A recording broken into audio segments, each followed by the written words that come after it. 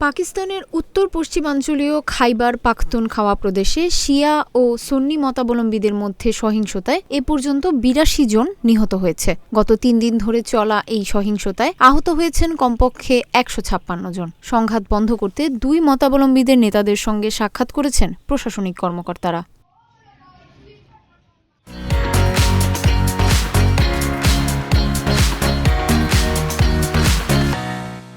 বার্তা সংস্থা রয়টার্স বলছে, রোববার প্রদেশের স্থানীয় এক কর্মকর্তা এসব তথ্য জানিয়েছেন। তবে আলোচনায় এখনও কোনো সমাধান আসেনি বলে জানা যায়। কী আলোচনা হয়েছে তা নিয়েও কিছু জানা যায়নি।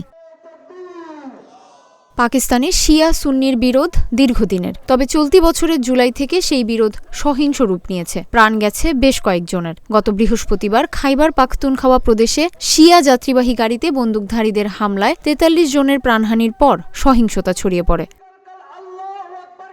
শনিবার প্রদেশের কুররাম জেলার প্রায় ৩০০ পরিবার তাদের বাড়িঘর ছেড়ে পালিয়ে গেছেন। ওই দিন গভীর রাত পর্যন্ত জেলার বিভিন্ন এলাকায় হালকা ও ভারী অস্ত্র নিয়ে সংঘাতে জড়িয়েছেন স্থানীয়রা। তবে রোববার সকালে নতুন করে হতাহতের কোনো খবর পাওয়া যায়নি।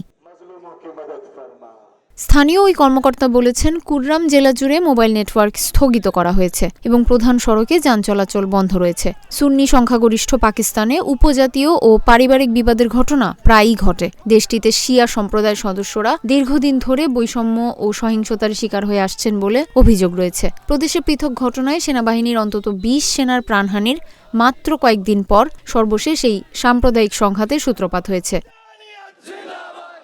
এ পর্যন্ত নিহতদের মধ্যে কতজন শিয়া এবং কতজন সুন্নি তা কর্তৃপক্ষ জানায়নি। তবে নাম প্রকাশ না করার শর্তে এক ব্যক্তি বার্তা সংস্থা এএফপিকে জানান, নিহতদের মধ্যে ১৬ জন সুন্নি ও ৬৬ জন শিয়া। আর বৃহস্পতিবারের হামলায় নিহতদের মধ্যে নারী ও শিশু রয়েছে। স্থানীয় এক নিরাপত্তা কর্মকর্তার বরাতে ব্রিটিশ সংবাদ মাধ্যম বিবিসি বলছে, সমঝোতা করানোর জন্য এরই মধ্যে হেলিকপ্টার এসেছে, কিন্তু সেটি অবতরণ করার আগেই তাতে হামলা করা হয়। তবে খাইবার পাখতুনখাওয়া প্রদেশের তথ্যমন্ত্রী মোহাম্মদ আলী সাইফ বলছেন, আলোচনা চলছে, সমাধান আসবে।